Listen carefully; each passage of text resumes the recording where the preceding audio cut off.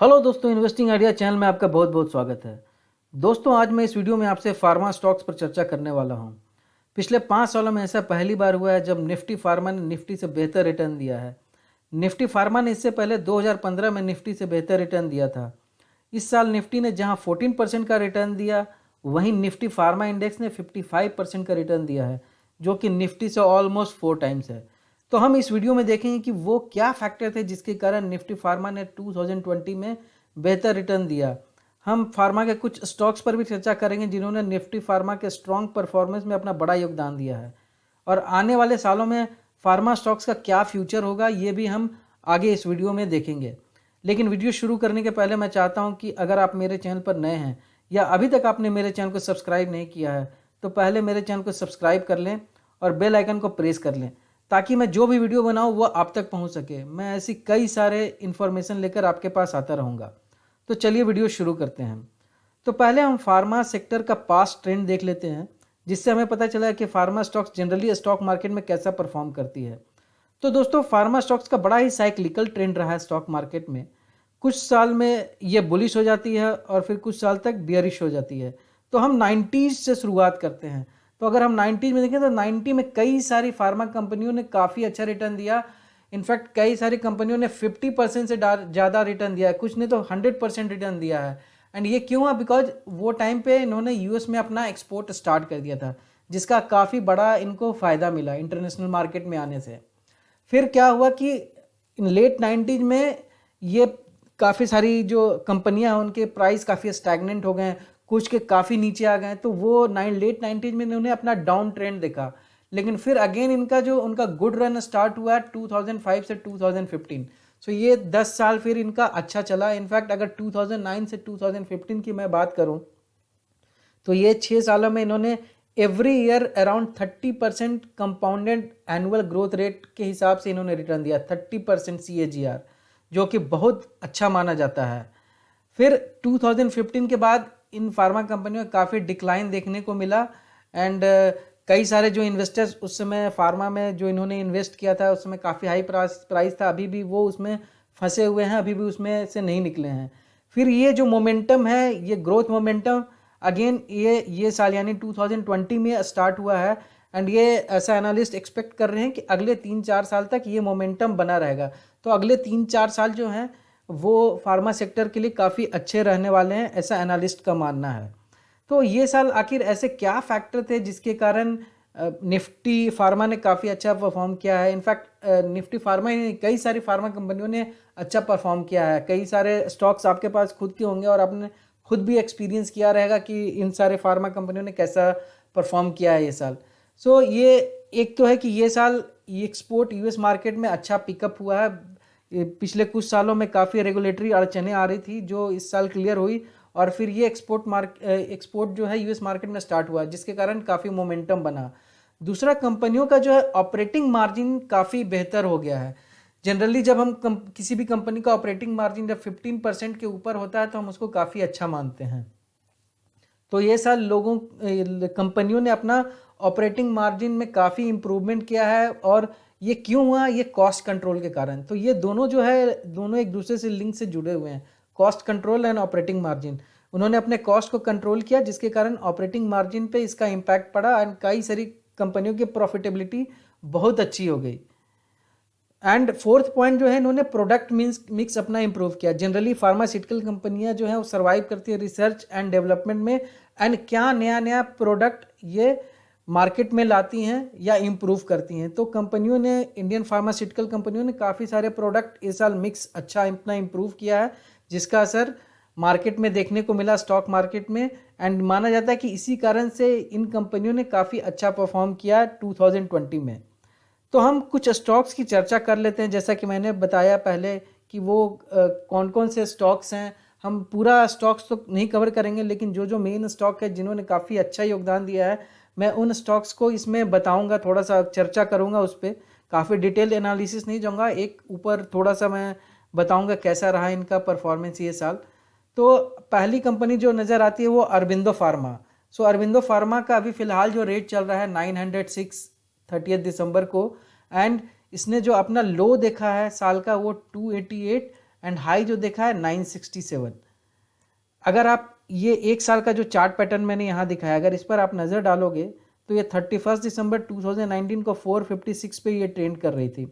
तो वहाँ से अगर आप पकड़ोगे तो ये ऑलमोस्ट आप देखोगे तो डबल हो गया है 456 से 906। सो अगर उस समय जिन्होंने लिया रहेगा उनका ऑलमोस्ट इन्वेस्टमेंट जो है डबल हो गया है। बीच में इसने थोड़ा सा ये डीप ट्रेंड देखने को मिला बिकॉज वो कोविड के टाइम पे जब स्टार्ट हुई थी, उसके बाद से अगर आप देखोगे तो ये ग्रोथ मोमेंटम ही पिक किया हुआ है। यहाँ थोड़ा सा वो डिप हुआ और ये चल रहा है। तो ये देखोगे तो ये जो कर्व है इसका हमेशा ये ऊपर ही जाता जा रहा है, नीचे नहीं आया है। अगर मैं इसका पिछले 5 सालों का रिटर्न आपको बताऊं तो ये देखिए 5 साल में इतना किसने कितना कम रिटर्न दिया, 4.2%। 3 साल में 32%। बट ये पिछले एक साल में जो इसने रिटर्न दिया है ऑलमोस्ट 100%, 95% दिख रहा है। सो ऑलमोस्ट 100% के लगभग रिटर्न दिया है। तो ये कंपनी जो है काफ़ी बड़ा योगदान रहा है फार्मा स्टॉक्स के इम्प्रूवमेंट में। अगर मैं इसकी की मैट्रिक्स यानी जो कुछ इंपॉर्टेंट पैरामीटर्स आपको बताऊं तो मार्केट कैप जो है इस ऑरबिंदो फार्मा का 53,156 करोड़ है एंड अपने सेक्टर में ये नंबर 6 पे रैंक करती है मार्केट कैप के हिसाब से। अगर मैं इसका पी रेशियो बताऊं तो 16.991 है, तो ये अभी भी लो है इसका पी रेशियो एंड इसमें काफ़ी संभावना है, इसमें गुंजाइश है और भी ऊपर जाने की। इसका अर्निंग पर से देखें तो 53.62 आ रहा है and price to book ratio ये 3.15 है, यानी कि अपने जो इसका जो बुक वैल्यू से अराउंड 3 टाइम्स ये ऊपर अभी चल रही है। डिविडेंड भी ये देती आई है, ये साल इसने 0.33% का डिविडेंड दिया है। जनरली फार्मा कंपनियां जो है डिविडेंड हमेशा देते आती हैं और अच्छा डिविडेंड देती हैं। अगली जो कंपनी है सिप्ला ने भी काफ़ी अच्छा ग्रोथ दिखाया। आपने देखोगे तो ये 52 वीक का रेंज तो इसका 355 रहा है जो कि कोविड के टाइम पे था एंड 839 इसने अपना हाई बनाया है। अभी फ़िलहाल ये 823 पे ट्रेड कर रही है। ये देखोगे आपका एक साल पहले ये अराउंड 478 पे चल रही थी एंड फिर ये यहाँ से नीचे आई और फिर यहाँ से इसने भी अपना जो है सेम ग्रोथ ट्रेजेक्ट्री पकड़ा है। इसका भी जो आप देखोगे ग्रोथ ट्रेजेक्ट्री तो ऑलमोस्ट ऑरबिंदो फार्मा के ऐसा ही है, उसका भी ट्रेंड ऐसा ही रहा था। कंपनी का एक बार मैं वैल्यूएशन आपको बता देता हूँ, तो ये 66,426 करोड़ इसका मार्केट कैप है एंड ये अपने सेक्टर में इसका जो रैंक है 4 है मार्केट कैप के अनुसार। पी रेशियो इसका अच्छा है 36.09 है एंड अगर ईपीएस देखें तो 22.82 दिख रहा है और ये अपने प्राइस टू बुक रेशियो 4.16 है। डिविडेंड मैंने जैसा बताया डिविडेंड देती आई है। इसका भी अगर आप 5 साल का रिटर्न देखोगे तो अगर आप 5 साल से कंपेयर करोगे तो ये काफ़ी कम है 26%। 3 साल में भी अगर आप कंपेयर करोगे तो काफ़ी कम है 35। बट ये साल देखोगे ये साल 71.64%। तो ये पिछले एक साल में ये सब कंपनियों ने काफ़ी अच्छा रिटर्न दिया है। अगली कंपनी है डिवाइस लेबोरेटरीज। ये भी बहुत अच्छी कंपनी है। अभी फ़िलहाल ये 3800 के रेंज में चल रही है। इसने अपने साल का जो लो देखा है 1626 एंड हाई जो देखा है 3859। सो ऑलमोस्ट 2.5 बोल सकते हो 2.5 टाइम्स ये इसने कवर किया है 52 वीक के रेंज में जो इनका लो था उससे। अगर मैं देखूं ये एक साल पहले अराउंड 1845 पे ये चल रही थी एंड फिर यहाँ से आप देखो ये भी इसका सेम ट्रेंड है, काफ़ी ग्रोथ ट्रेजेक्ट्री इसका है। तो इसका भी ट्रेंड जो है बाकी जो कंपनी है उसके अनुसार ही चल रही है, जो फार्मा की कंपनी जो मैंने आपको पहले बताया।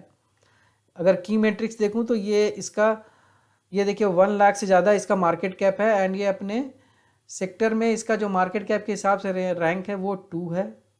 पी रेशियो इसका काफ़ी हाई है, तो काफ़ी हाई वैल्यू स्टॉक्स हो गई है 57.35। ईपीएस भी इसका अच्छा है 66.26 एंड ये देखिए अपने बुक से इसका जो प्राइस चल रहा है 13 टाइम्स, तो काफ़ी हाई वैल्यू स्टॉक्स ये हो गई है एंड ऑब्वियसली डिविडेंड तो देती है। अगर आप इसका रिटर्न देखोगे पिछले 5 सालों का तो 5 साल में इसने काफ़ी अच्छा रिटर्न दिया है। इनफैक्ट 5 साल में इसके 200% से ज़्यादा रिटर्न है। 3 साल में भी इसने अराउंड 250% का रिटर्न दिया है और पिछले एक साल में 100% का रिटर्न दिया है। तो ये रिटर्न के मामला में इन्वेस्टर्स को काफ़ी अच्छा पैसे बनाती है, न केवल ये साल बल्कि पिछले 3-5 सालों से भी इसने अच्छा रिटर्न दिया है। अगली कंपनी है डॉक्टर रेड्डी लेबोरेटरीज। इसका अभी प्राइस चल रहा है 5170 के रेंज में चल रही है ये। 52 वीक का लो इसने देखा है 2500 एंड हाई देखा है 5500। इसका अगर मैं देखूँ ट्रेंड तो ये 31 दिसंबर 2019 को 2874 पे, तो ये भी डबल ऑलमोस्ट करीब करीब हुई है। इसका भी आप देखोगे ट्रेंड ये थोड़ा यहाँ पे रहा, फिर ये ऊपर आया, फिर ये हल्का सा नीचे आके ये ट्रेंड है। तो इसका भी जो ट्रेंड आपको दिख रहा है वो अरबिंदो फार्मा के ट्रेंड के जैसा ही, सिप्ला के ट्रेंड के जैसा ही दिख रहा है। बट ये डॉक्टर रेड्डी के बारे में मैं बोलूँगा कि ये काफ़ी अच्छा स्टॉक है, और ये भी चर्चा में भी इसलिए है बिकॉज रशिया ने जो अपना स्पुतनिक वी जो अपना कोविड वैक्सीन के लिए जो कोविड से फाइट करने के लिए जो वैक्सीन बनाया है वो इंडिया में डॉक्टर रेड्डी लेबोरेटरीज के सहयोग से ही मैन्युफैक्चर करने वाली है। तो जैसे ही इसको यहाँ अप्रूवल मिल जाएगा इंडिया में, इसका प्राइस काफ़ी ऊपर भागने वाला है। तो मैं आपसे रिक्वेस्ट करूँगा कि ये स्टॉक पे आप बिल्कुल नज़र रखें। आप चाहे तो इसको ले भी सकते हैं अभी फ़िलहाल, क्योंकि जैसे ही इसको अप्रूवल मिलेगा इसका सीधा सीधा इम्पैक्ट इसके प्राइस पर पड़ेगा। अगर मैं बाकी वैल्यूएशन के पॉइंट से देखूं तो वैल्यूएशन इसका मार्केट कैप 86,000 करोड़ है। सेक्टर में अपना ये जो मार्केट कैप के हिसाब से 3 रैंक पर है। पी रेशियो भी इसका काफ़ी हाई है, तो ये हाई वैल्यूएशन का स्टॉक है। ईपीएस देखिए इसका कितना अच्छा है, 96.78, काफ़ी हाई है। पी अपने प्राइस टू बुक रेशियो भी काफ़ी ऊपर है, 5.5 है। एंड आप इसका पिछले 5 साल का रिटर्न देखोगे तो ये 65.67, अगर 3 साल का देखोगे तो 114%, एंड ये साल 79 यानी करीब करीब 80% का ये रिटर्न दे चुकी है। अगली जो कंपनी है बायोकॉन, बायोकॉन भी अच्छी कंपनी है। ये अभी 458 के रेंज में ट्रेड कर रही है, जिसने अपना लो देखा है 52 वीक का 235 एंड हाई देखा है 487। इसका अगर आप पिछले 1 साल का देखोगे, ये एक्चुअली 31 को कितने पर ट्रेंड करी तो 293 पर ट्रेंड कर रही थी, एंड फिर ये इसका ट्रेंड गया है, इसका काफ़ी थोड़ा सा ऊपर नीचे हुआ है। तो इसमें थोड़ा सा वॉलेटिलिटी देखने को मिला है इसके ट्रेंड में पिछले 1 सालों में। इसके की मेट्रिक्स पर अगर नज़र डालूं क्या है, वैल्यूएशन क्या है, तो 55,000 करोड़ की इसकी मार्केट कैप है, एंड सेक्टर में इसका रैंक है 5। पी रेशियो इसका बहुत हाई है 85.35, ईपीएस 5.37, एंड अगर पीबी रेशियो देखोगे तो 7.48 दिख रहा है इसका पीबी रेशियो। तो अपने बुक से ये काफ़ी ऊपर अभी इसका प्राइस चल रहा है।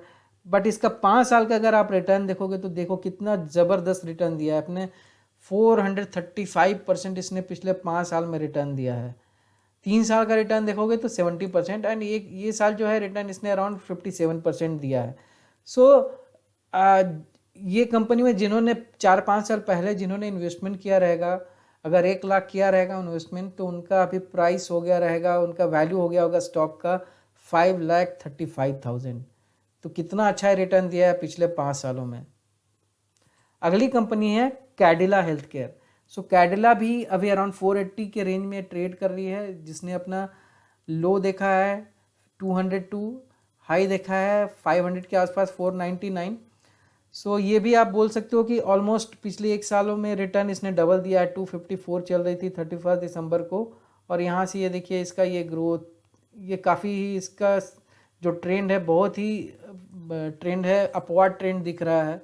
बहुत ज़्यादा वॉलेटिलिटी इसमें नहीं देखने को मिली है। इसकी अगर वैल्यूएशंस की बात करूं तो मार्केट कैप इसका अराउंड 49,000 करोड़ है, और अपने मार्केट कैप के अनुसार से सेक्टर में 7 रैंक है। पी रेशियो एवरेज ठीक है 29.03 है, एंड ईपीएस 16.51 है, और अपने पीबी रेशियो जो है 4.19 है। इसका अगर आप पिछले 5 साल का रिटर्न देखोगे तो इसने 5 साल में बहुत ही कम रिटर्न दिए हैं, 24.75, 3 साल में 10.78, बट ये साल जो इसने ज़बरदस्त पिक किया है, ये साल इसने 1 साल में 87% रिटर्न दिया है। तो ये साल ये कंपनियों ने जो मैंने बताया आपको, कुछ 4-5 कंपनियों ने काफ़ी अच्छा रिटर्न दिया है। तो दोस्तों ये सब कुछ कंपनीज थी जिनके कारण निफ्टी फार्मा ने इस साल बेहतर रिटर्न दिया है। इन सभी कंपनियों ने पिछले 1 साल में अगर आप देखोगे तो 70% से करीब करीब ज़्यादा रिटर्न दिया है। इनके अलावा भी बाकी कई कंपनियों ने अच्छा परफॉर्म किया है, बट मैं सभी को वीडियो में कवर नहीं कर सकता क्योंकि वीडियो काफ़ी लंबा हो जाएगा। सो मैंने जो ये सारे स्टॉक्स यहाँ पर बताए हैं वो मेरा कोई रिकमेंडेशन नहीं है, मैंने केवल इन्फॉर्मेशन पर्पज़ से यहाँ पर बताया है। हालांकि आप चाहें तो इनमें से कुछ स्टॉक आप ले भी सकते हैं, बट अपना खुद का रिसर्च करने के बाद। तो चलिए अब देखते हैं कि आगे आने वाले कुछ सालों में फार्मा स्टॉक्स का ट्रेंड क्यों बेटर हो सकता है, और ये केवल अनुमान है प्रेजेंट सिनारियो के बेसिस पर। आगे का सिनारियो में अगर क्या चेंजेज होगा ये कोई प्रिडिक्ट नहीं कर सकता, बिकॉज हमने भी किसी ने प्रिडिक्ट नहीं किया था कि ये पैंडेमिक आ जाएगी, तो हम आगे का प्रिडिक्ट नहीं कर सकते। बट अभी करंट सिचुएशन के हिसाब से हम बता सकते हैं कि इसका आगे ट्रेंड कैसा रहेगा, कैसा रहेगा, अगर अच्छा रहेगा बुरा रहेगा वो हम यहाँ पर देख लेंगे, बट ऐसा एनालिस्ट मान रहे हैं कि अच्छा ही रहेगा। तो चलिए देखते हैं क्या। तो ये एक बड़ा फैक्टर नज़र जो आ रहा है कि क्यों अच्छा रहेगा, कि इंडिया में जो अभी हेल्थ पे जो स्पेंड है काफ़ी इंक्रीज हो गया, बिकॉज ये पेंडेमिक के कारण लोगों में काफ़ी अवेयरनेस आ गई है एंड लोग हेल्थ पे अपना काफ़ी ज़्यादा खर्च करने लगे हैं, तो स्पेंड बढ़ गया है। तो इसका जो असर है ये कंपनीज के स्टॉक प्राइस पर भी पड़ेगा, क्योंकि इनकी प्रॉफिटेबिलिटी बढ़ेगी तो स्टॉक प्राइस भी इनका बढ़ेगा। अगला जो फैक्टर नज़र आ रहा है वो है कि इंडिया में जो पर कैपिटा इनकम है वो इंक्रीज कर रहा है डे बाय डे, काफ़ी इम्प्रूव हो गया है। तो अभी जो अफोर्डेबिलिटी हो गई मेडिसिन की, कि जो पहले नीचे तबके के लोग नहीं ले सकते थे उनका जो इनकम अभी हाई हो गया है, मिडिल इनकम क्लास में आ गए, तो वो भी अभी अफोर्ड कर सकते हैं। सो इसका भी एक इम्पैक्ट आने वाला है एंड आने वाले दिनों में पर कैपिटा इनकम इंडिया में इंक्रीज ही होने वाला है। अगला जो फैक्टर नजर आ रहा है कि India is a big manufacturing hub of medicine. हम अगर एक डेटा अगर मैं आपको प्रोवाइड करूँ तो ऑलमोस्ट 20% वॉल्यूम के हिसाब से जो पूरे इंटरनेशनल मार्केट में 20% जो शेयर है वो इंडियन फार्मास्यूटिकल कंपनीज का है। उसमें से भी अगर मैं बात करूं जो एड्स रिलेटेड जो मेडिसिन होती है उसमें अराउंड 60% जो है मेडिसिन जो है, इनफैक्ट 80% जो मेडिसिन है वो इंडिया सप्लाई करती है। अगर वैक्सीन की बात करूं तो 80% जो है वैक्सीन वो इंडिया सप्लाई करती है। तो एक बड़ा ही मैन्युफैक्चरिंग हब बन गया है इंडिया फार्मा के सेक्टर में। एंड इंटरनेशनल मार्केट में अभी जो सिनारियो जो हुए, इंटरनेशनल मार्केट में भी जो दूसरे देश हैं वो भी इंडिया को ज़्यादा प्रेफर कर रहे हैं फार्मा से रिलेटेड। अगर मैन्युफैक्चरिंग में जो भी उनको करवाना है यहाँ, या जो भी वैक्सीन मंगवाना है या जो भी ड्रग्स मंगवाना है, वो इंडिया को ज़्यादा प्रेफर कर रहे हैं। बिकॉज अभी चाइना से ये जो प्रॉब्लम हुई कोविड के कारण, तो लोग इंटरनेशनल मार्केट में भी जो दूसरी कंट्री है वो भी काफ़ी खफा है चाइना से, जिसके कारण वो इंडियन मार्केट को प्रेफर कर रहे हैं। तो ये आने वाले दिनों में और अच्छा ट्रेंड इनफैक्ट देखने को मिलेगा इंडियन मार्केट में। एंड अगला जो फैक्टर नज़र आ रहा है मुझे कि ग्लोबल मार्केट में भी जो मैंने बताया इंडिया में भी काफ़ी अवेयरनेस आ गई है कोविड के कारण, सेम वे ग्लोबल मार्केट में भी हेल्थ के प्रति अवेयरनेस काफ़ी बढ़ गई है। पहले भी वहाँ थी बट अभी ये कोविड के बाद से और ज़्यादा अवेयरनेस बढ़ गई है। तो इंटरनेशनल मार्केट में भी फार्मा का जो डिमांड बढ़ने वाला है। एंड जैसा कि मैंने आपको पहले बताया कि इन लोग जो है इंडियन मार्केट को ज़्यादा प्रेफर कर रहे हैं वैक्सीन से रिलेटेड, ड्रग से रिलेटेड, न कि चाइना को। तो इसका बहुत बड़ा इम्पैक्ट आगे आने वाले सालों में इंडिया में पड़ने वाला है। तो दोस्तों ये सब जो रीजन्स है जिनके बेसिस पर हम कह सकते हैं कि आने वाले कुछ साल फार्मा स्टॉक्स के लिए काफ़ी अच्छे हैं। बट मैं इतना कहूँगा कि ये अच्छे हैं इन्वेस्टर्स के पॉइंट ऑफ व्यू से, न कि ट्रेडर पॉइंट ऑफ व्यू से।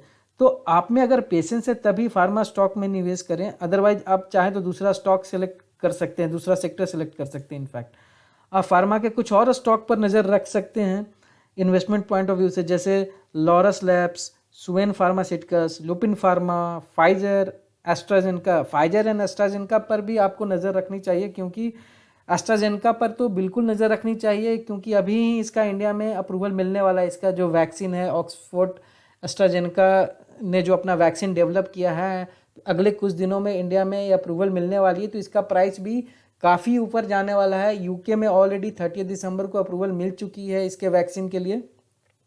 एंड ऐसी आशा है कि नेक्स्ट 2-3 डेज में इंडिया में भी, नहीं तो अगले हफ्ते इंडिया में भी इसके इमरजेंसी यूज के लिए अप्रूवल मिल जाएगी। और मैंने इस पर वीडियो भी बनाया, आप चाहे तो जाके देख सकते हैं, मैं लास्ट में वो लिंक डाल दूंगा। उसमें मैंने एस्ट्राजेनेका को कवर किया है। इसके अलावा भी और जो 3 कंपनियां फार्मा से रिलेटेड उनको भी मैंने कवर किया है। इसलिए आपको इन सभी स्टॉक्स पे नज़र रखनी चाहिए, ये सब भी अच्छा रिटर्न दे सकते हैं। तो इनमें से कुछ स्टॉक्स को मैं आगे आने वाले वीडियो में भी कवर करूंगा। तो दोस्तों इस वीडियो में इतना ही। उम्मीद करता हूं कि वीडियो आपको अच्छा लगा होगा और कुछ इन्फॉर्मेशन मिला होगा। अगर अच्छा लगा तो एक लाइक कर दें और अपने फ्रेंड्स एंड रिलेटिव्स के साथ भी शेयर करें। और अगर अभी तक आपने मेरे चैनल को सब्सक्राइब नहीं किया है तो प्लीज़ सब्सक्राइब कर लें, ताकि मैं ऐसे ही वीडियो लेकर आपके पास आता रहूँगा। चलिए अब वीडियो क्लोज करता हूँ, फिर मिलेंगे अगले वीडियो में। तब तक के लिए गुड बाय।